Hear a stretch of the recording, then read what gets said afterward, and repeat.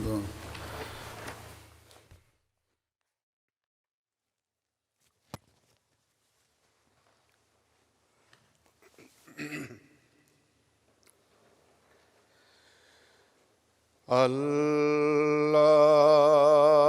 الله أكبر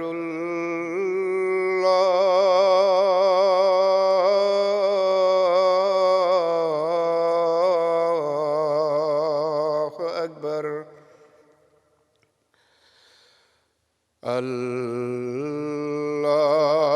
الله أكبر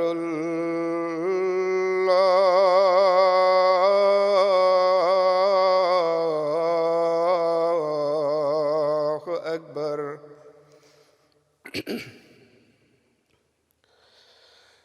أشهد أن لا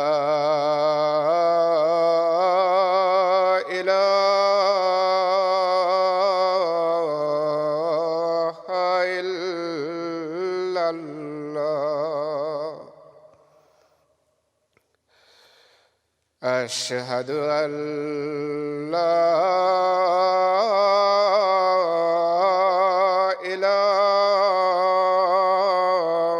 إله إلا الله أشهد أن محمدًا رسول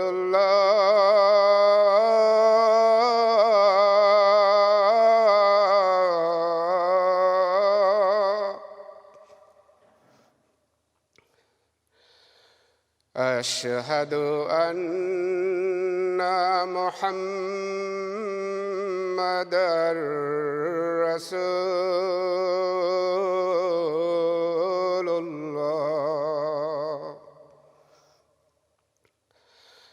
حي على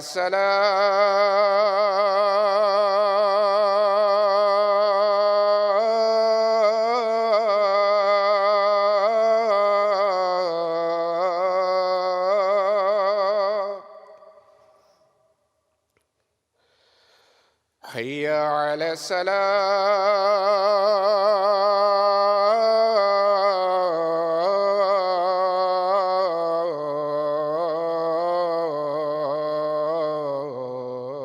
الصلاة حي على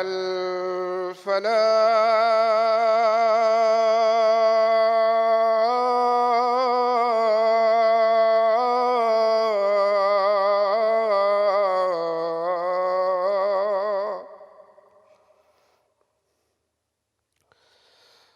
حي على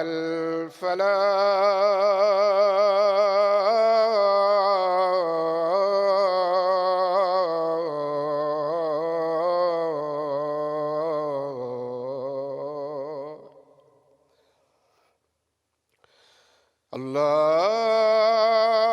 الله أكبر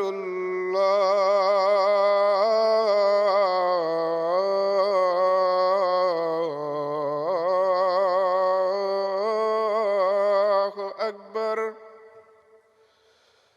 لا إله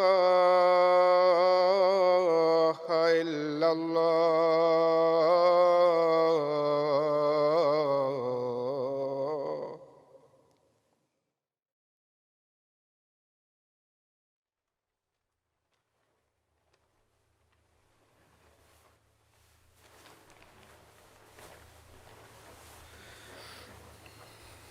السلام عليكم ورحمة الله.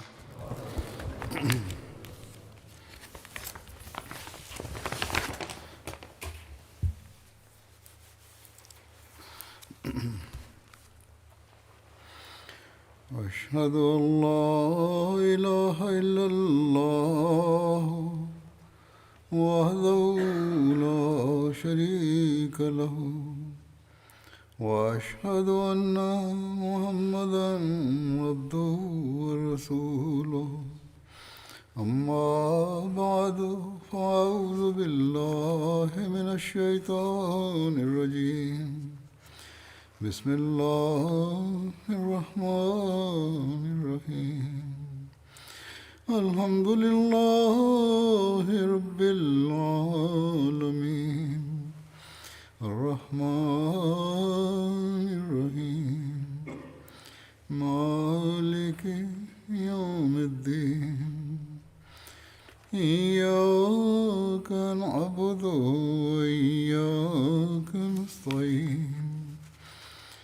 اهدنا الصراط المستقيم صراط الذين أنعمت عليهم غير المغضوب عليهم ولا الضالين.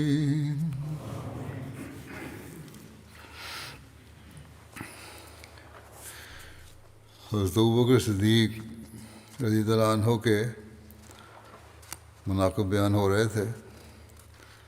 آج بھی یہ سلسلہ جاری رہے گا. حضرت عائشہ رضی اللہ عنہا سے مروی ہے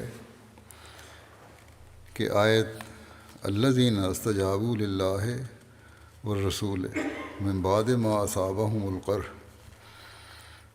للذین احسنوا منہم واتقوا اجر عظیم، کہ وہ لوگ جنہوں نے اللہ اور رسول کو لبیک کہا بعد اس کے کہ انہیں زخم پہنچ چکے تھے، ان میں سے ان لوگوں کے لیے جنہوں نے احسان کیا اور تقوی اختیار کیا بہت بڑا اجر ہے.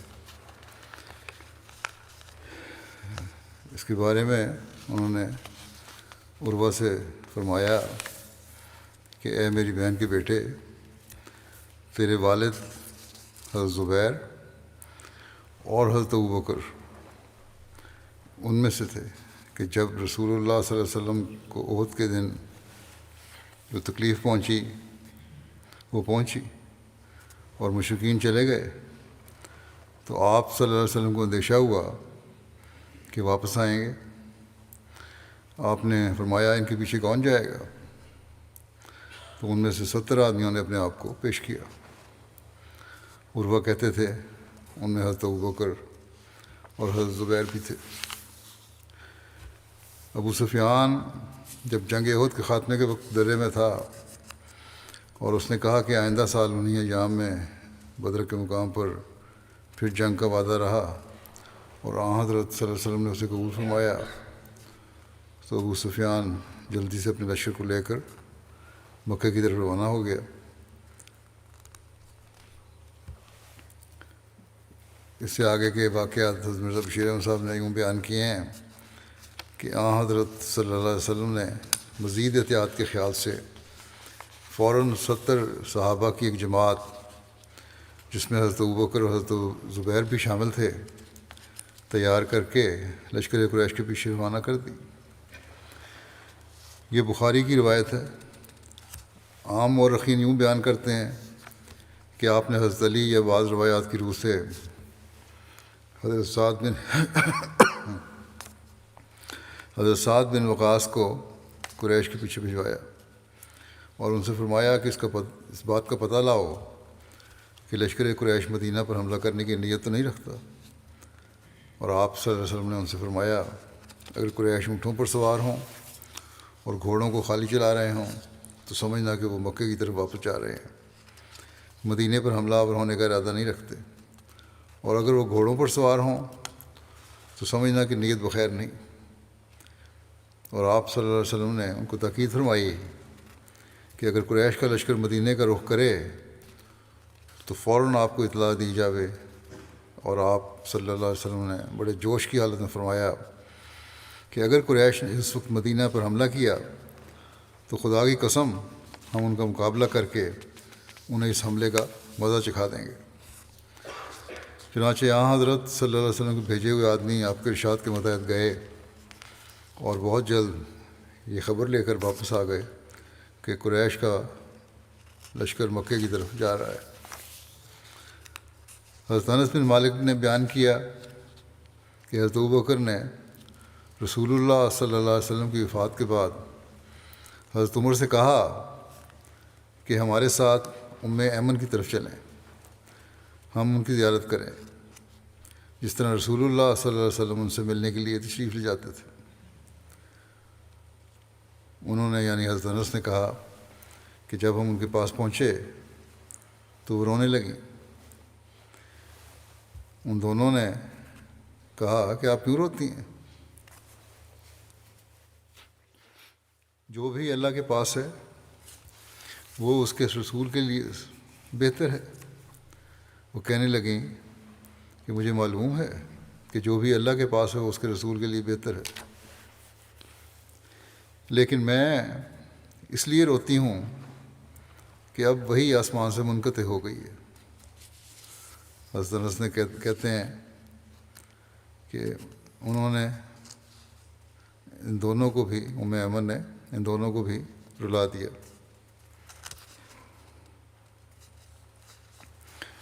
وہ دونوں بھی ان کے ساتھ رونے لگے۔ نبی صلی اللہ علیہ وسلم نے فرمایا، اے لوگو، اللہ نے مجھے تمہاری طرف مبعوث کیا اور تم نے کہا تو جھوٹا ہے، اور ابو بکر نے کہا سچا ہے، اور انہوں نے اپنی جان و مال سے میرے ساتھ ہمدردی کا اظہار کیا۔ حضرت مسلم موعود فرماتے ہیں آپ کے بارے میں کہ صرف حضرت ابو بکر رضی اللہ عنہ ہی ایسے تھے جن کے متعلق رسول کریم صلی اللہ علیہ وسلم فرماتے ہیں کہ تم میں سے ہر ایک نے میرا انکار کیا مگر ابو بکر ایسا تھا جس میں نے کوئی کجی نہیں دیکھی۔ صلح حدیبیہ کے موقع پر جب نبی کریم صلی اللہ علیہ وسلم اور قریش مکہ کے درمیان صلح کا معاہدہ ہو رہا تھا اور ابو جندل کو نبی کریم صلی اللہ علیہ وسلم نے معاہدے کی شرائط کے مطابق واپس کر دیا، تو اس وقت صحابہ بہت جوش میں تھے۔ اس کا تذکرہ کرتے ہوئے حضرت مرزا بشیر صاحب نے لکھا ہے کہ مسلمان یہ نظارہ دیکھ رہے تھے اور مذہبی غیرت سے ان کی آنکھوں میں خون اتر رہا تھا، مگر رسول اللہ صلی اللہ علیہ وسلم کے سامنے سہم کر خاموش تھے۔ آخر حضرت عمر سے نہ رہا گیا، وہ حضرت صلی اللہ علیہ وسلم کے قریب آئے اور کانپتی ہوئی آواز میں فرمایا، کیا آپ خدا کے برحق رسول نہیں؟ آپ نے فرمایا، ہاں ضرور ہوں۔ حضرت عمر نے کہا کہ کیا ہم حق پر نہیں اور ہمارا دشمن باطل پر نہیں؟ آپ صلی اللہ علیہ وسلم نے فرمایا، ہاں ضرور ایسا ہی ہے۔ عمر نے پھر کہا، تو پھر ہم اپنے سچے دین کے معاملے میں یہ ذلت کیوں برداشت کریں؟ آپ صلی اللہ علیہ وسلم نے حضرت عمر کی حالت کو دیکھ کر مختصر الفاظ میں فرمایا، دیکھو عمر، میں خدا کا رسول ہوں اور میں خدا کے منشا کو جانتا ہوں اور اس کے خلاف نہیں چل سکتا، اور وہی میرا مددگار ہے۔ مگر حضرت عمر کی طبیعت کا تلاطم لہجہ بلہجہ بڑھ رہا تھا۔ کہنے لگے، کیا آپ نے ہم سے یہ نہیں فرمایا تھا کہ ہم بیت اللہ کا طواف کریں گے؟ آپ نے فرمایا، ہاں میں نے ضرور کہا تھا، مگر کیا میں نے یہ بھی کہا تھا کہ یہ طواف ضرور اسی سال ہوگا؟ عمر نے کہا کہ نہیں، ایسا تو نہیں۔ آپ نے فرمایا، تو پھر انتظار کرو، تم انشاءاللہ ضرور مکے میں داخل ہوگے اور کعبے کا طواف کرو گے۔ مگر اس جوش کے عالم میں حضرت عمر کی تسلی نہ ہوئی، لیکن چونکہ حضرت صلی اللہ علیہ وسلم کا خاص روب تھا، اس لیے حضرت عمر وہاں سے ہٹ کر حضرت ابو بکر کے پاس آئے اور ان کے ساتھ بھی اسی قسم کی جوش کی باتیں کیں۔ حضرت ابو بکر رضی اللہ عنہ نے بھی اسی قسم کے جواب دیے جو صلی اللہ علیہ وسلم نے دیے تھے، مگر ساتھ ہی حضرت ابو بکر رضی اللہ عنہ نے نصیحت کے رنگ میں فرمایا، دیکھو عمر، سنبھل کر رہو، اور رسول خدا کی رکاب پر جو ہاتھ تم نے رکھا ہے اسے ڈھیلا نہ ہونے دو، کیونکہ خدا کی قسم، یہ شخص جس کے ہاتھ میں ہم نے اپنا ہاتھ دیا ہے بہرحال سچا ہے۔ حضرت عمر کہتے ہیں کہ اس وقت میں اپنے جوش میں ساری باتیں کہہ تو گیا، مگر بعد میں مجھے سخت ندامت ہوئی اور میں توبہ کے رنگ میں اس کمزوری کے اثر کو دھونے کے لیے بہت سے نفلی اعمال بجا لایا، یعنی صدقے کیے، روزے رکھے، نفلی نمازیں پڑھیں اور غلام آزاد کیے تاکہ میری اس کمزوری کا داغ دھل جائے۔ اس واقعے کا تذکرہ کرتے ہوئے حضرت مسلم موعود نے بھی تشریف فرمایا، بیان فرمایا ہے۔ آپ فرماتے ہیں کہ ایک دفعہ رسول کریم صلی اللہ علیہ وسلم نے صحابہ کو مخاطب کرتے ہوئے فرمایا کہ میں نے تم کو بہت حکم دیے، مگر میں نے تم سے مخلص ترین لوگوں کے اندر بھی بعض دفعہ احتجاج کی روح دیکھی، مگر ابو بکر رضی اللہ عنہ کے اندر میں نے یہ روح کبھی نہیں دیکھی۔ چنانچہ صلح حدیبیہ کے موقع پر حضرت عمر رضی اللہ عنہ جیسا انسان بھی گھبرا گیا، اور وہ اسی گھبراہٹ کی حالت میں حضرت ابو بکر رضی اللہ عنہ کی خدمت میں گئے اور کہا کہ کیا ہمارے ساتھ خدا کا یہ وعدہ نہیں تھا کہ ہم عمرہ کریں؟ انہوں نے کہا کہ ہاں خدا کا وعدہ تھا۔ انہوں نے کہا کہ کیا خدا کا ہمارے ساتھ یہ وعدہ نہیں تھا کہ وہ ہماری تائید اور نصرت کرے گا؟ حضرت ابوبکر رضی اللہ عنہ نے کہا کہ ہاں تھا۔ انہوں نے کہا تو پھر کیا ہم نے عمرہ کیا؟ حضرت ابوبکر نے کہا عمر، خدا نے کب کہا تھا کہ ہم اسی سال عمرہ کریں گے؟ پھر انہوں نے کہا کہ کیا ہم کو فتح نصرت حاصل ہوئی؟ حضرت ابوبکر نے کہا کہ خدا اور اس کا رسول فتح اور نصرت کے معنی ہم سے بہتر جانتے ہیں۔ مگر عمر کی اس جواب سے تسلی نہ ہوئی اور وہ اسی گھبراہٹ کی حالت میں رسول اللہ صلی اللہ علیہ وسلم کے پاس پہنچے اور عرض کیا کہ یا رسول اللہ، کیا خدا کا ہم سے یہ وعدہ نہ تھا کہ ہم مکے میں طواف کرتے ہوئے داخل ہوں گے؟ آپ نے فرمایا ہاں۔ انہوں نے عرض کیا کہ کیا ہم خدا کی جماعت نہیں، اور کیا خدا کا ہمارے ساتھ فتح اور نصرت کا وعدہ نہیں تھا؟ آپ نے فرمایا تھا۔ حضرت عمر نے کہا تو یا رسول اللہ صلی اللہ علیہ وسلم، کیا ہم نے عمرہ کیا؟ آپ نے فرمایا خدا نے کب کہا تھا کہ ہم اسی سال عمرہ کریں گے؟ یہ تو میرا خیال تھا کہ اس سال عمرہ ہوگا، خدا نے تو کوئی تعین نہیں کی تھی۔ انہوں نے کہا تو پھر فتح و نصرت کے وعدے کے کیا معنی ہوئے؟ آپ صلی اللہ علیہ وسلم نے فرمایا نصرت خدا کی ضرور آئے گی، اور جو وعدہ اس نے کیا ہے وہ بہرحال پورا ہوگا۔ گویا جو جواب حضرت ابوبکر رضی اللہ عنہ نے دیا تھا وہی جواب رسول کریم صلی اللہ علیہ وسلم نے دیا۔ یہ دونوں روایتوں میں صرف فرق یہ ہے کہ پہلے ایک یہ بھی روایت ہے کہ پہلے حضرت صلی اللہ علیہ وسلم کی خدمت میں حاضر ہوئے حضرت عمر، پھر حضرت ابوبکر کے پاس گئے، اور حضرت مسلم موعود نے بیان فرمایا ہے بات وہی ہے، لیکن یہ ہے کہ پہلے حضرت ابوبکر کے پاس گئے، پھر حضرت صلی اللہ علیہ وسلم کی خدمت میں حاضر ہوئے۔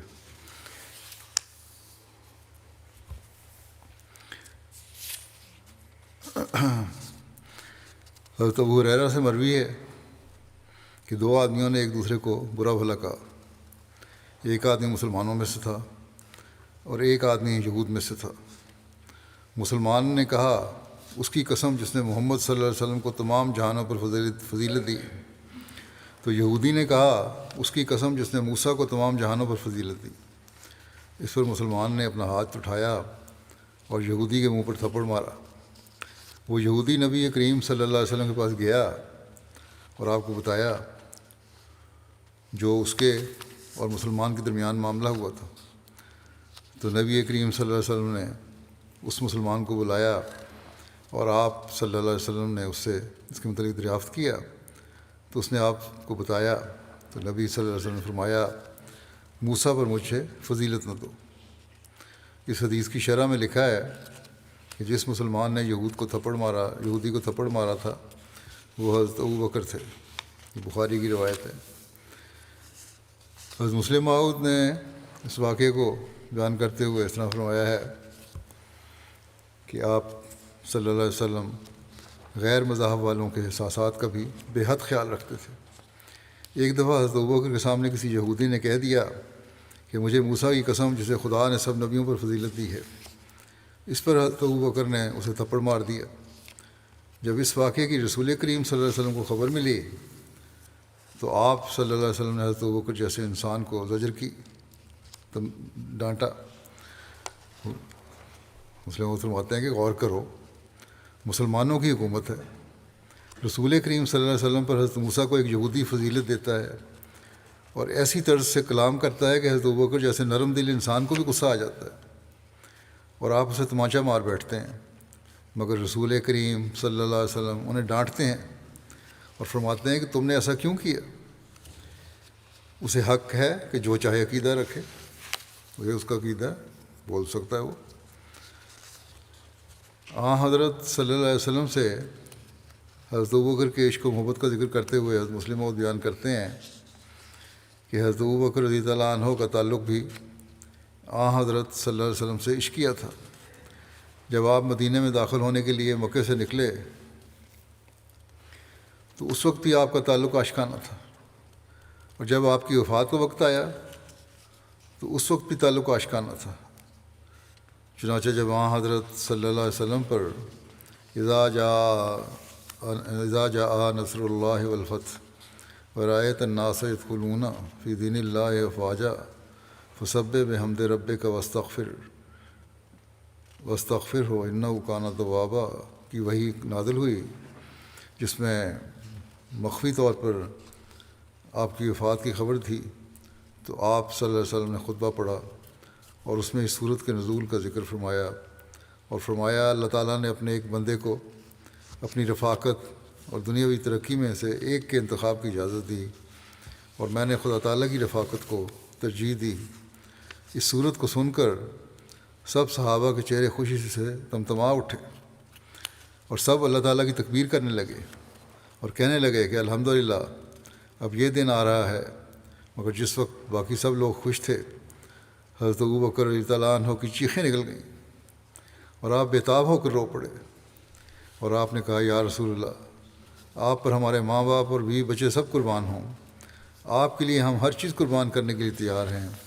گویا جس طرح کسی عزیز کے بیمار ہونے پر بکرا ذبح کیا جاتا ہے، اسی طرح حضرت ابوبکر نے اپنی اور اپنے سب عزیزوں کی قربانی حضرت صلی اللہ علیہ وسلم کے لیے پیش کی۔ آپ کے رونے کو دیکھ کر اور اس بات کو سن کر بعض صحابہ نے کہا دیکھو اس بڈھے کو کیا ہو گیا۔ اللہ تعالیٰ نے کسی بندے کو اختیار دیا ہے کہ خواہ وہ رفاقت کو پسند کرے یا دنیاوی ترقی کو، اور اس نے رفاقت کو پسند کیا، یہ کیوں رو رہا ہے؟ اس جگہ تو اسلام کی فتوحات کا وعدہ پیش کیا جا رہا ہے، حتیٰ کہ حضرت عمر جیسے جلیل القدر صحابی نے بھی اس کا اظہار حیرت کیا۔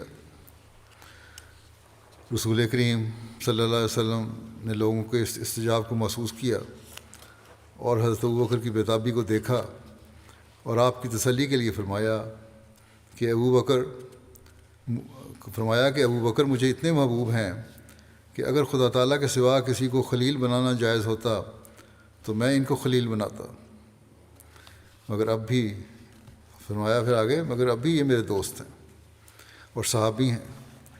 پھر فرمایا کہ میں حکم دیتا ہوں کہ آج سے سب لوگوں کے گھروں کی کھڑکیاں جو مسجد میں کھلتی ہیں بند کر دی جائیں سوائے ابوبکر کی کھڑکی کے، اور اس طرح آپ کے عشق کی حضرت صلی اللہ علیہ وسلم نے داد دی، کیونکہ یہ عشق کامل تھا جس نے حضرت ابوبکر رضی اللہ عنہ کو بتا دیا کہ اس فتح و نصرت کی خبر کے پیچھے حضرت صلی اللہ علیہ وسلم کی وفات کی خبر ہے، اور آپ نے اپنی اور اپنے عزیزوں کی جان کا فدیہ پیش کیا کہ ہم مر جائیں مگر آپ زندہ رہیں۔ رسول کریم صلی اللہ علیہ وسلم کی وفات پر بھی حضرت ابوبکر نے اعلیٰ نمونہ عشق کا دکھایا۔ غرض حضرت ابوبکر نے غار ثور میں اپنی جان کے لیے گھبراہٹ کا اظہار نہیں کیا، بلکہ رسول کریم صلی اللہ علیہ وسلم کے لیے کیا، اور اسی لیے اللہ تعالیٰ نے ان کو خاص طور پر تسلی دی۔ ہر مقام پر جہاں بھی اظہار کیا وہاں حضرت صلی اللہ علیہ وسلم کے عشق کی وجہ سے کیا۔ مسلم ایک جگہ فرماتے ہیں کہ حدیثوں میں آتا ہے کہ ایک دفعہ حضرت عمر اور حضرت ابوبکر کی کسی بات پر تکرار ہو گئی، یہ تکرار بڑھ گئی۔ حضرت عمر کی طبیعت تیز تھی، اس لیے حضرت ابوبکر نے مناسب سمجھا کہ وہ اس جگہ سے چلے جائیں تاکہ جھگڑا خام خواہ زیادہ نہ ہو جائے۔ حضرت ابوبکر نے جانے کی کوشش کی تو حضرت عمر نے آگے بڑھ کر حضرت ابوبکر کا کرتا پکڑ لیا کہ میری بات کا جواب دے کر جاؤ۔ جب حضرت ابوبکر اس کو چھڑا کر جانے لگے تو آپ کا کرتا پھٹ گیا، آپ وہاں سے اپنے گھر کو چلے آئے۔ لیکن حضرت عمر کو شبہ پیدا ہوا کہ حضرت ابوبکر رسول کریم صلی اللہ علیہ وسلم کے پاس میری شکایت کرنے گئے ہیں، وہ بھی پیچھے پیچھے چل پڑے تاکہ میں بھی رسول کریم صلی اللہ علیہ وسلم کی خدمت میں اپنا عذر پیش کر سکوں۔ لیکن راستے میں حضرت ابوبکر حضرت عمر کی نظروں سے اوجھل ہو گئے۔ حضرت عمر یہی سمجھے کہ آپ رسول کریم صلی اللہ علیہ وسلم کی خدمت میں شکایت کرنے گئے ہیں، وہ بھی سیدھے رسول کریم صلی اللہ علیہ وسلم کی خدمت میں جا پہنچے۔ وہاں جا کر دیکھا تو حضرت ابوبکر موجود نہ تھے، لیکن چونکہ ان کے دل میں ندامت پیدا ہو چکی تھی اس لیے عرض کیا یا رسول اللہ، مجھ سے غلطی ہوئی کہ میں ابوبکر سے سختی سے پیش آیا ہوں۔ حضرت ابوبکر کا کوئی قصور نہیں، میرا ہی قصور ہے۔ جب حضرت عمر رسول کریم صلی اللہ علیہ وسلم کی خدمت میں حاضر ہوئے تو حضرت ابوبکر کو جا کر کسی نے بتایا کہ حضرت عمر رسول کریم صلی اللہ علیہ وسلم کے پاس آپ کی شکایت کرنے گئے ہیں۔ حضرت ابوبکر کے دل میں خیال پیدا ہوا کہ مجھے بھی اپنی برات کے لیے جانا چاہیے تاکہ یک طرفہ بات نہ ہو اور میں بھی اپنا نقطۂ نظر پیش کر سکوں۔ جب حضرت ابوبکر رسول کریم صلی اللہ علیہ وسلم کی مجلس میں پہنچے تو حضرت عمر عرض کر رہے تھے کہ یا رسول اللہ، مجھ سے غلطی ہوئی کہ میں نے ابوبکر سے تکرار کی اور ان کا کرتا مجھ سے پھٹ گیا۔ جب رسول کریم صلی اللہ علیہ وسلم نے یہ بات سنی تو غصے کے آثار آپ کے چہرے پر ظاہر ہوئے۔ آپ صلی اللہ علیہ وسلم نے فرمایا، اے لوگو، تمہیں کیا ہو گیا؟ جب ساری دنیا میرا انکار کرتی تھی اور تم لوگ بھی میرے مخالف تھے، اس وقت ابوبکر ہی تھا جو مجھ پر ایمان لایا اور ہر رنگ میں اس نے میری مدد کی۔ پھر افسردگی کے ساتھ فرمایا کہ اب بھی تم مجھے اور ابوبکر کو نہیں چھوڑتے۔ آپ یہ فرما رہے تھے کہ حضرت ابوبکر داخل ہوئے۔ اس کی اگلی تفصیل بیان کرتے ہوئے حضرت مسلم فرماتے ہیں کہ یہ ہوتا ہے سچے عشق کا نمونہ، کہ بجائے کہ کس طرح حضرت ابوبکر جب داخل ہوئے تو انہوں نے کیا رویہ اختیار کیا، تو اس کی تمہید باندھ رہے ہیں حضرت مسلم موعود کہ یہ ہوتا ہے سچے عشق کا نمونہ، کہ بجائے یہ کہ عذر کرنے کے کہ یا رسول اللہ میرا قصور نہ تھا، عمر کا قصور تھا، آپ نے جب دیکھا کہ رسول کریم صلی اللہ علیہ وسلم کے دل میں خفگی پیدا ہو رہی ہے، آپ سچے عاشق کی حیثیت سے یہ برداشت نہ کر سکے کہ میری وجہ سے رسول کریم صلی اللہ علیہ وسلم کو تکلیف ہو۔ آتے ہی رسول کریم صلی اللہ علیہ وسلم کے سامنے گھٹنوں کے بل بیٹھ گئے اور عرض کیا، یا رسول اللہ، عمر کا قصور نہیں تھا، میرا قصور تھا۔ دیکھو حضرت ابوبکر کس قدر سچے عاشق تھے، آپ یہ برداشت نہ کر سکے کہ آپ کے معشوق کے دل کو تکلیف ہو۔ آپ یہ دیکھ کر کہ رسول کریم صلی اللہ علیہ وسلم حضرت عمر پر ناراض ہوئے ہیں، حضرت ابوبکر اس پر خوش نہیں ہوئے۔ عام طور پر لوگوں میں یہ عادت ہوتی ہے کہ جب وہ اپنے مد مقابل کو جھاڑ پڑتی دیکھے، ڈانٹ پڑتی دیکھے تو خوش ہوتے ہیں کہ خوب جھاڑ پڑی، لیکن اس سچے عاشق نے یہ پسند نہ کیا کہ رسول کریم صلی اللہ علیہ وسلم کے دل کو تکلیف ہو، خواہ کسی وجہ سے ہو۔ آپ نے کہا، میں مجرم بن جاتا ہوں لیکن میں اپنے معشوق کا دل رنجیدہ نہیں ہونے دوں گا، اور نہایت لجاجت سے عرض کیا، یا رسول اللہ، عمر کا قصور نہیں تھا، میرا قصور ہے۔ حضرت مسلم فرماتے ہیں کہ اگر حضرت ابوبکر رسول کریم صلی اللہ علیہ وسلم کے دل کے ملال کو دور کرنے کی خاطر مظلوم ہونے کے باوجود ظالم ہونے کا اقرار کرتے ہیں تو آپ کے دل کو تکلیف نہ پہنچے، تو یہ کس طرح ہو سکتا ہے کہ ایک مومن بندہ اپنے خدا کی خوشنودی کے لیے وہ کام نہ کرے جو اسے خدا تعالیٰ کی رضا کے قریب کر دے۔ مومن کی بھی یہی نشانی ہے کہ اللہ تعالیٰ کی خوشنودی کے لیے کام کرے اور کوئی ایسا کام نہ کرے جس سے اللہ تعالیٰ ناراض ہو۔ اس حوالے سے بات اپنے یہ مثال دی ہے۔ پھر حضرت مسلم رضی اللہ عنہ ایک جگہ فرماتے ہیں، حضرت عمر ایک دفعہ رسول کریم صلی اللہ علیہ وسلم کے پاس تورات کا ایک نسخہ لے کر آئے اور کہنے لگے کہ یا رسول اللہ، یہ تورات ہے۔ آپ صلی اللہ علیہ وسلم ان کی بات سن کر خاموش ہو گئے، مگر حضرت عمر نے تورات کھول کر اسے پڑھنا شروع کر دیا۔ اس پر رسول کریم صلی اللہ علیہ وسلم کے چہرے پر ناپسندیدگی کے آثار ظاہر ہوئے۔ حضرت ابوبکر رضی اللہ عنہ نے یہ بات دیکھی تو وہ حضرت عمر پر ناراض ہوئے اور انہوں نے کہا، کیا تمہیں نظر نہیں آتا کہ رسول کریم صلی اللہ علیہ وسلم اسے برا منا رہے ہیں؟ ان کی بات سن کر حضرت عمر کو بھی توجہ پیدا ہوئی اور انہوں نے رسول کریم صلی اللہ علیہ وسلم کے چہرے کو دیکھا، اور جب انہیں بھی آپ کے چہرے پر ناراضگی کے آثار دکھائی دیے تو انہوں نے معذرت کی اور رسول کریم صلی اللہ علیہ وسلم سے معافی طلب کی۔ حضرت مسلم نے یہ واقعہ ایک آیت کی تفسیر میں بیان فرمایا ہے، اور حضرت صلی اللہ علیہ وسلم کی ناراضگی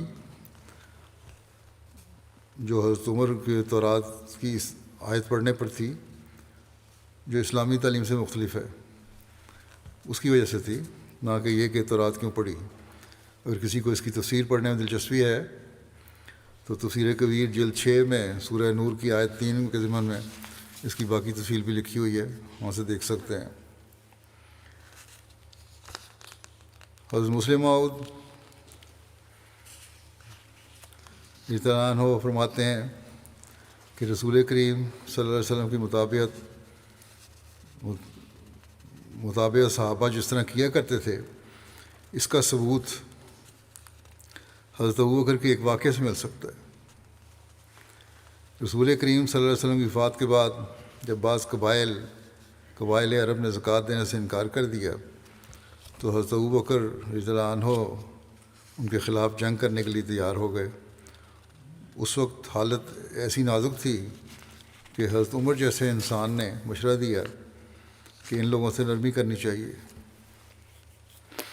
مگر حضرت ابوبکر رضی اللہ عنہ نے جواب دیا، ابو قحافہ کے بیٹے کی کیا طاقت ہے کہ وہ اس حکم کو منسوخ کر دے جو رسول کریم صلی اللہ علیہ وسلم نے دیا ہے۔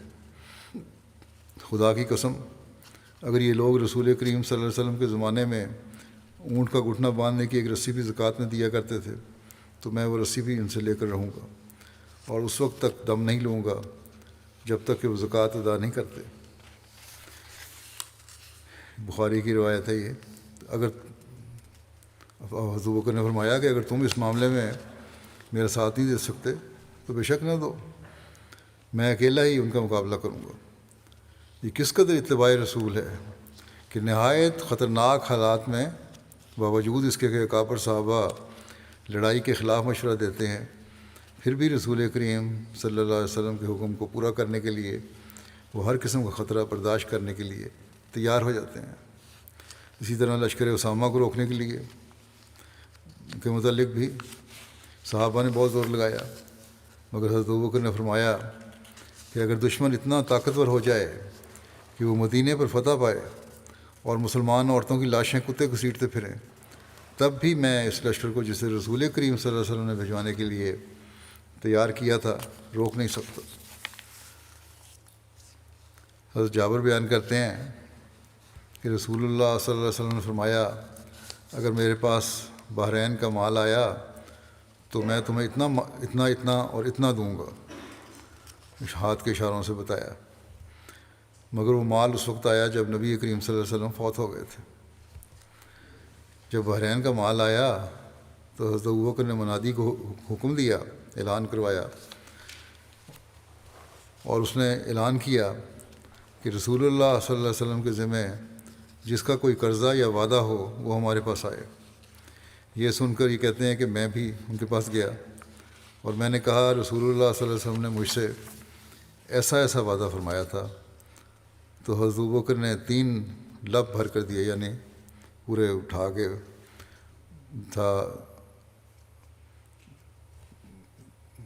علی بن مدینی کہتے تھے کہ سفیان دونوں ہاتھ اکٹھے کر کے لب بھرتے کہ یوں دیا تھا، اس طرح اٹھا کے 3 دفعہ۔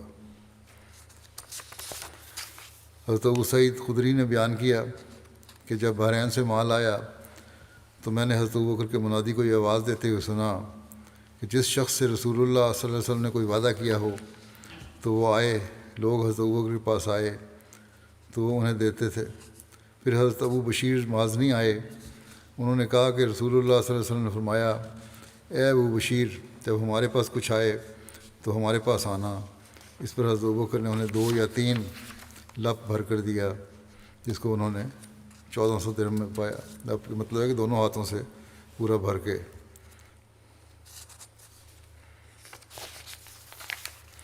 حضرت ابوبکر صدیق صحابہ کرام سے محو گفتگو تھے کہ تھوڑی دیر کے بعد آپ نے اپنے غلام سے کہا کہ پانی پلاؤ۔ غلام کچھ دیر کے لیے مٹی کے ایک برتن میں پانی لایا۔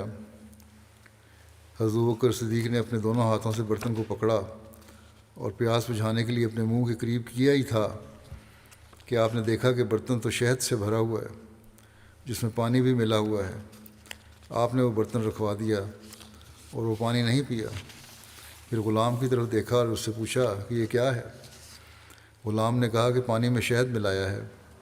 حضرت ابوبکر صدیق نے برتن کی طرف غور سے دیکھنے لگے۔ چند لمحات ہی گزرے تھے کہ آپ کی آنکھوں سے آنسوؤں کا سیلاب بہنے لگا۔ حضرت ابوبکر صدیق ہچکیاں باندھ کر رونے لگے۔ روتے روتے آپ کی آواز اور بلند ہو گئی اور آپ پر شدید گریہ طاری ہو گیا۔ لوگ متوجہ ہوئے اور تسلی دینے لگے کہ اے خلیفہ رسول، آپ کو کیا ہو گیا؟ آپ اس قدر شدید کیوں رو رہے ہیں؟ ہمارے ماں باپ آپ پر فدا ہوں، آپ سسکیاں بھر کر کیوں رو رہے ہیں؟ لیکن حضرت ابوبکر صدیق نے رونا بند نہ کیا، بلکہ آس پاس کے تمام لوگوں نے بھی آپ کو دیکھ کر رونا شروع کر دیا، اور رو رو کر وہ خاموش بھی ہو گئے۔ لیکن حضرت ابوبکر مسلسل روتے جا رہے تھے۔ جب آپ کے آنسو ذرا تھمے تو لوگوں نے آپ سے رونے کا سبب پوچھا کہ اے خلیفہ رسول صلی اللہ علیہ وسلم، یہ رونا کیسا ہے؟ آخر کس چیز نے آپ کو رلایا؟ حضرت ابوبکر صدیق نے اپنے کپڑے کے کنارے سے آنسو پونچھتے ہوئے اور اپنے آپ پر قابو پاتے ہوئے فرمایا، میں نبی کریم صلی اللہ علیہ وسلم کے مرض الموت کے ایام میں آپ صلی اللہ علیہ وسلم کے پاس موجود تھا۔ میں نے حضور صلی اللہ علیہ وسلم کو دیکھا کہ اپنے ہاتھ سے کوئی چیز دور کر رہے ہیں، لیکن وہ چیز مجھے نظر نہیں آ رہی تھی۔ آپ کمزور آواز میں فرما رہے تھے کہ مجھ سے دور ہو جاؤ، مجھ سے دور ہو جاؤ۔ میں نے ادھر ادھر دیکھا مگر کچھ نظر نہیں آیا۔ میں نے عرض کیا، یا رسول اللہ صلی اللہ علیہ وسلم، میں نے آپ کو دیکھا کہ آپ کسی چیز کو اپنے سے ہٹا رہے تھے، جبکہ آپ کے پاس کچھ نظر نہیں آ رہا تھا۔ حضور اکرم صلی اللہ علیہ وسلم نے میری طرف متوجہ ہو کر فرمایا، یہ در حقیقت دنیا تھی جو اپنی تمام آرائش و نعمت کے ساتھ میرے سامنے آئی تھی۔ میں نے اس سے کہا تھا کہ دور ہو جاؤ۔ ایک کشفی کیفی تاری ہوئی تھی آپ پر، دور ہو جاؤ۔ بس وہ یہ کہتی ہوئی دور ہو گئی کہ اگر آپ صلی اللہ علیہ وسلم نے مجھ سے چھٹکارا پا لیا تو کیا ہوا؟ جو لوگ آپ صلی اللہ علیہ وسلم کے پاس بعد آئیں گے وہ مجھ سے کبھی نہیں بچ سکیں گے۔ حضرت ابوبکر صدیق نے پریشانی میں اپنا سر ہلایا اور غمزدہ آواز میں فرمایا، لوگوں، مجھے بھی اس شہد سے ملے پانی کی وجہ سے ڈر لاحق ہوگا کہ کہیں اس دنیا نے مجھے آ گھیرا نہ ہو، اس لیے میں سسکیاں بھر کر رویا تھا۔ اتنا تھا خشیت اللہ تعالیٰ کی۔ فتوحات عراق میں ایک قیمتی چادر حاصل ہوئی۔ حضرت خالد نے اہل لشکر کے مشورہ سے اس چادر کو حضرت ابوبکر صدیق کے پاس بطور تحفہ بھجوایا اور لکھا کہ اسے آپ لے لیجئے، آپ کے لیے روانہ کیا جا رہا ہے۔ لیکن حضرت ابوبکر نے اسے لینا گوارا نہیں فرمایا اور نہ اپنے رشتہ داروں کو دیا، بلکہ اسے حضرت امام حسین کو مرحمت فرما دیا۔ باقی انشاءاللہ آئندہ بیان ہو گئے۔ اس وقت میں 2 مرحومین کا ذکر کرنا چاہتا ہوں اور ان کا جنازہ غائب بھی پڑھاؤں گا بعد میں انشاءاللہ۔ پہلا ہے محترم سمیع اللہ سیال صاحب، جو تحریک دین وکیل الزراعت ہے۔ 89 سال کی عمر میں، 89 کی عمر میں بقضاء الہی فوت ہوئے۔ انا للہ و انا الیہ راجعون۔ اللہ تعالیٰ کے فضل سے موسی تھے۔ ان کے والد رحمۃ اللہ سیال صاحب تھے۔ سمیع اللہ سیال صاحب کے خاندان میں احمد کا نفوذ ان کے والد رحمۃ اللہ سیال صاحب کے ذریعے ہوا تھا۔ انہوں نے حضرت خلیفۃ مسیح ثانی کے دور میں 1938 میں بیعت کی تھی۔ اس وقت سمیع اللہ سیال صاحب کی عمر 4 سال کی تھی۔ جب بیعت کا علم ان کی والدہ کو ہوا تو انہوں نے اپنے خاوند کو چھوڑ دیا اور ان کو ساتھ لے کر چلی گئیں۔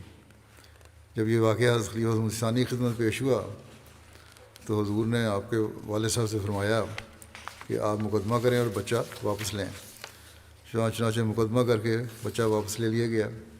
اس طرح آپ اپنے والد صاحب کی کفالت میں آ گئے اور انہوں نے ہی آپ کی پرورش کی۔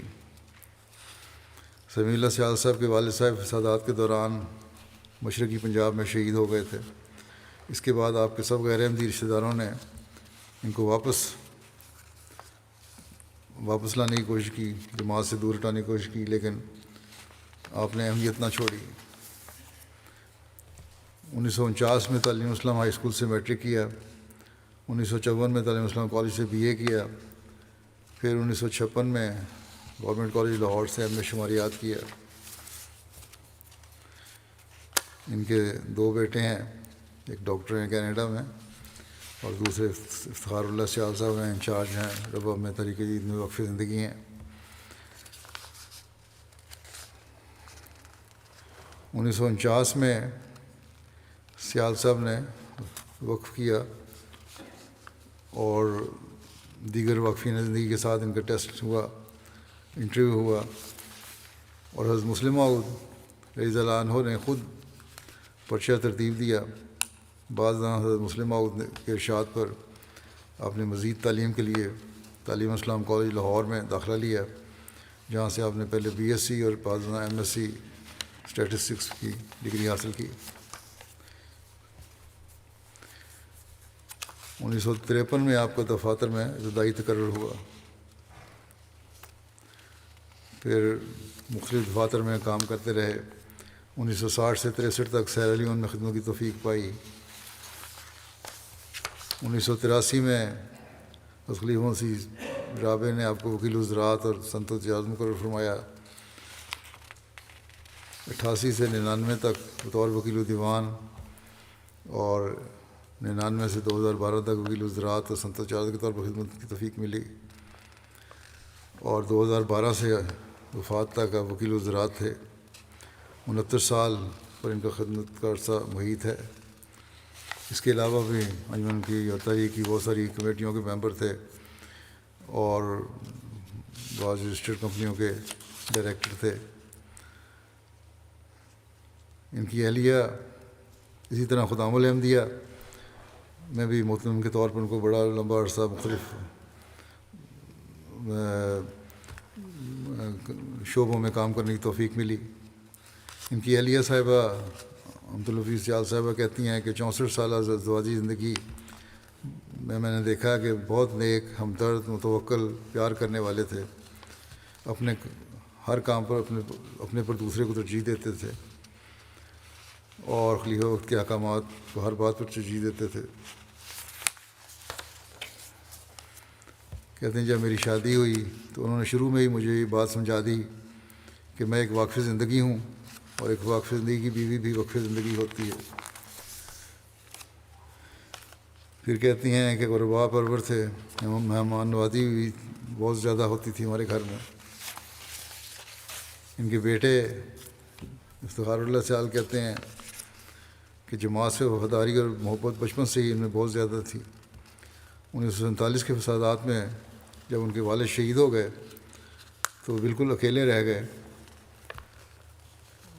اور جیسا کہ بیان ہو گیا ان کے رشتہ داروں میں سے صرف ان کے والد احمدی تھے، اور والدہ بھی چھوڑ کر چلی گئی تھیں۔ رشتہ داروں نے ان کو کہا کہ تم احمدیت چھوڑ دو، ہم تمہارے تمام دنیاوی اور تعلیمی اخراجات اٹھائیں گے۔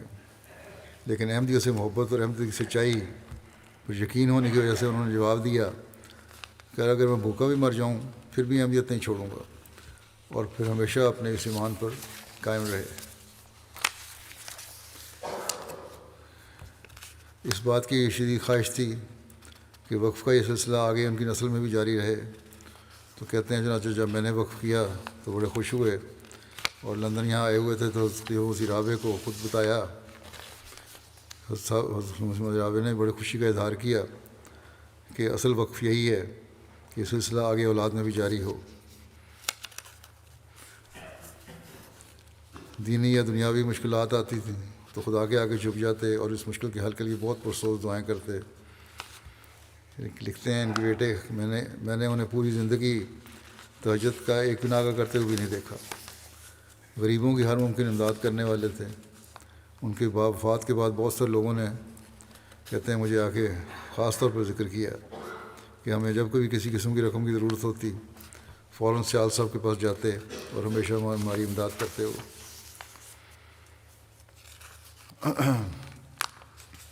بعض اوقات گھروں میں کوئی مسئلہ درپیش ہوتا تو اور جماعتی خدمت کا بھی اس وقت موقع ہوتا، اس وقت وہ جماعت کے کام کی طرف نکل جاتے اور اپنے گھریلو مسائل کو اللہ کے سپرد کر دیتے۔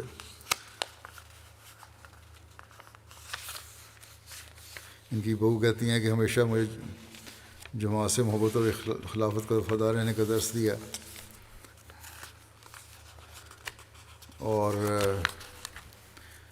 خلیفہ وقت کی زبان سے نکلے ہر لفظ پر بڑا حد تک یقین تھا۔ اس سلسلے میں بیان کرتے تھے کہ جب ابتدا میں وقف کے سلسلے میں خلیفہ مسیح ثانی کی خدمت میں حاضر ہوئے تو اس وقت ابھی چرچل 80 سال کی عمر میں وزیر اعظم بنا تھا دوبارہ۔ تو خلیفہ مسیح ثانی نے ان سے کہا کہ اگر چرچل 80 سال کی عمر میں وزیر اعظم بن سکتا ہے تو تم جماعت کی خدمت اتنے عرصہ تک کیوں نہیں کر سکتے؟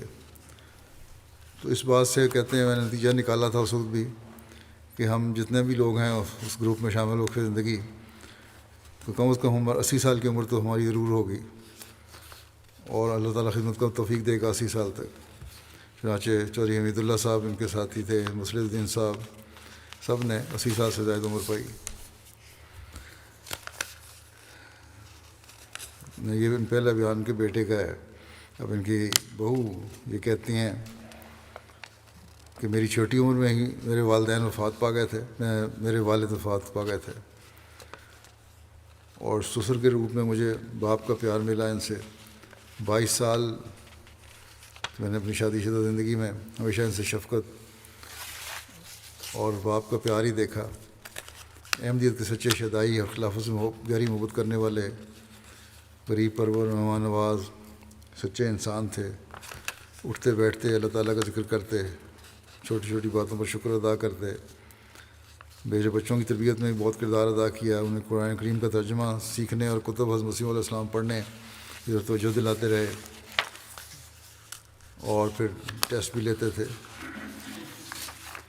جب بھی کہتے ہیں بچے دادا جان کے ساتھ بیٹھتے تو ہمیشہ جماعت کی تاریخ اور خلفاء کی شفقت اور محبت کے واقعات بیان کرتے۔ چھوٹا سے چھوٹا بچہ بھی گھر میں آ جاتا تو اسے بھی بغیر تواضع اور مہمان نوازی کے گھر سے نہ جانے دیتے۔ باسل صاحب نائب وکیل وزارت لکھتے ہیں کہ سمیع اللہ سیال صاحب انتہائی ہمدرد وجود تھے، خلافت سے بے پناہ محبت اور عشق تھا۔ دفتر میں کارکنان کی مالی امداد بھی کرتے تھے، ہمیشہ خلیفہ وقت کے ساتھ تعلق میں رہنے کی تلقین کرتے تھے۔ ہمیشہ کہتے ہیں یہی درست دیا کہ جماعت کا ایک ایک پیسے کی حفاظت کرنی ہے، اور پیسہ جیسا کہ مسلم نے فرمایا ہے، یہ نہیں فکر کہ پیسہ کہاں سے آئے گا، یہ اصل یہ فکر ہے کہ پیسے کو سنبھالنے والے کہاں سے آئیں گے، ملتے رہیں۔ پھر کہتے ہیں کہ جب بھی کوئی وقف زندگی یا کارکن یا کوئی احمدی ملنے کے لیے آتا تو یہی کہتے کہ جماعت کی خدمت میں بہت ہی برکت ہے، اور جو خدمت کرتا ہے اللہ تعالیٰ اسے بے انتہا نوازتا ہے،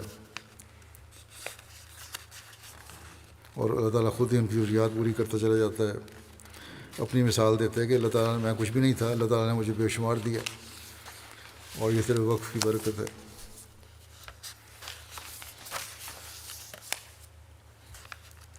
نسرین حئی صاحبہ ہیں، یہ کہتے ہیں کہ ہمارے خاندان کے اہم افراد میں سے تھے۔ میری والدہ اور والد ہمیشہ ان کی بہت عزت کرتے تھے۔ ان کی کوئی بیٹی نہیں تھی۔ میں جب 7 یا 8 سال کی ہوئی تو انہوں نے اور پھپھو نے مجھے اڈاپٹ کیا۔ اس کے بعد میں شادی تک ان کے پاس رہی۔ دونوں نے مجھے ہمیشہ اپنی بیٹی کی طرح رکھا، اور بچپن سے میری ہر خواہش کا خیال رکھا، بہترین تعلیم دلوائی، میری شادی مربی سلسلہ سے کروائی۔ محمود طاہر صاحب سیکرٹری فضل فاؤنڈیشن کہتے ہیں کہ انہوں نے بتایا ایک دفعہ کہ جب میں نے BA کر لیا اور پھر ابتدائی تقرر ہوا تو حضرت مسلم موعود کی ہدایت پر مجھے MA کرنے کے لیے بھیجا جانے لگا۔ اس وقت دفتر میں کسی نے کہا، حضرت مسلم موعود سے اس خدشے کا اظہار کیا، اس کو آپ MA کروا رہے ہیں، یہ MA کروا کے کہیں دوڑ نہ جائے اور کہیں دنیاوی نوکری نہ اختیار کر لے۔ اس پر حضرت مسلم موعود نے فرمایا، سیال بے وفا نہیں ہوتے۔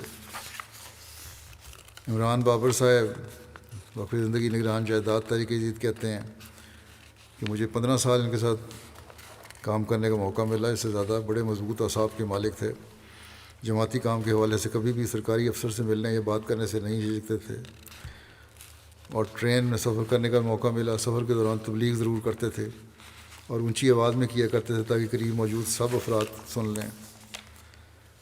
لقمان صاحب وکیل المال اول کہتے ہیں کہ خلافت کی آواز پر خود بھی لبیک کہنے والے تھے، دوسروں کو بھی توجہ دلاتے تھے۔ ہمیشہ جب تحریک جدید کا اعلان ہوتا تو بڑے فوراً آتے اور اپنا چندہ ادا کرتے، وعدہ لکھواتے۔ شیخ حارث صاحب ہیں تحریک جدید میں، وہ کہتے ہیں کہ جب وقف کیا تو آپ نے میری ہر مرحلے پر رہنمائی کی، بہت ہی محبت اور شفقت کا سلوک فرماتے تھے، بہت نڈر اور دبنگ وقف زندگی تھے، سلسلہ کے اموال کی بچت کے دھنی تھے۔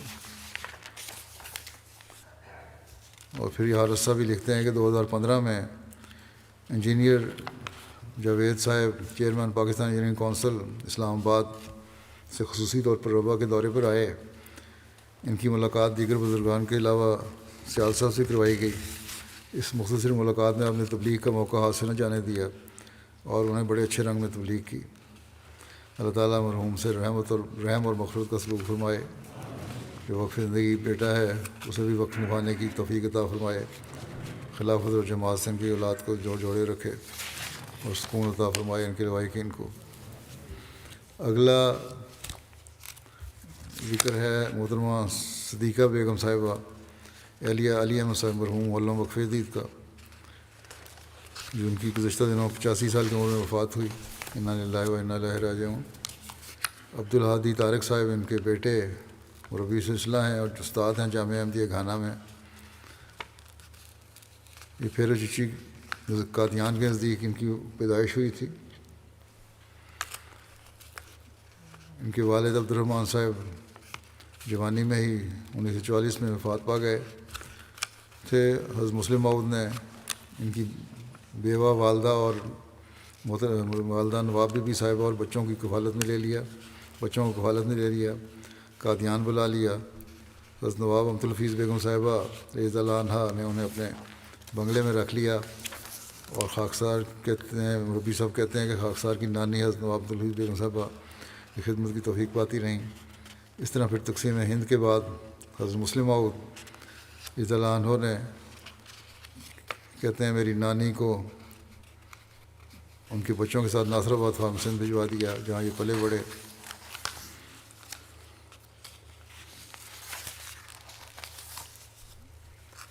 حضرت میاں اللہ صاحب رضی اللہ عنہ مسیح موعود علیہ السلام کی بہو تھیں. صحابی حضرت مسیح موعود علیہ السلام کی بہو تھیں. ایک واقف زندگی کی بیوی تھیں، ایک واقف زندگی کی والدہ تھیں.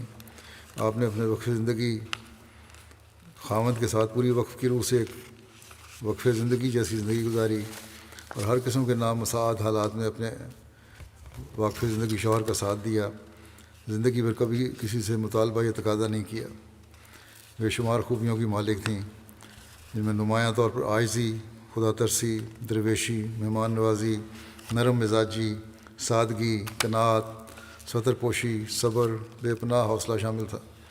زندگی بھر کبھی کسی سے کوئی شکوہ اور شکایت نہیں کی اور نہ ہی کبھی کسی کی برائی سنی اور نہ برائی کی. ہمیشہ اپنوں اور پرایوں سے محبت اور خلوص کا سلوک کیا. پنجگانہ نمازوں کے علاوہ باقاعدہ تہجد کا انتظام رکھا. اسی طرح تلاوت قرآن کریم باقاعدہ کرنے والی تھیں. اور آخری ایام میں خراب صحت کے باوجود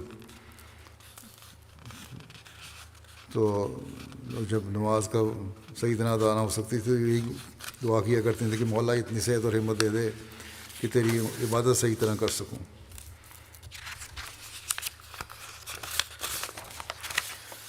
عثمان خان میں ان کی 2 بیٹیاں اور 3 بیٹے شامل ہیں. جیسا کہ میں نے کہا ایک بیٹے عبدالہادی طارق صاحب مربی سلسلہ ہیں گھانا میں اور وہاں میدان عمل میں ہونے کی وجہ سے اپنی والدہ کے جنازے میں شامل نہیں ہو سکے. اللہ تعالیٰ ان سب کو صبر و حوصلہ عطا فرمائے، ان کی نیکیاں جاری رکھنے کی توفیق عطا فرمائے اور مرحومہ سے مغفرت اور رحم کا سلوک فرمائے، درجات بلند فرمائے.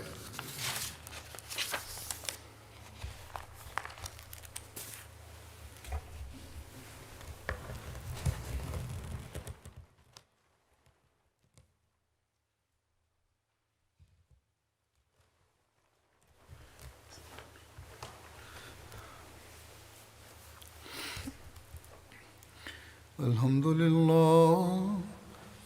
لله نحمده ونستعينه ونستغفره ونؤمن به ونتوكل عليه ونعوذ بالله من شرور أنفسنا ومن سيئات أعمالنا.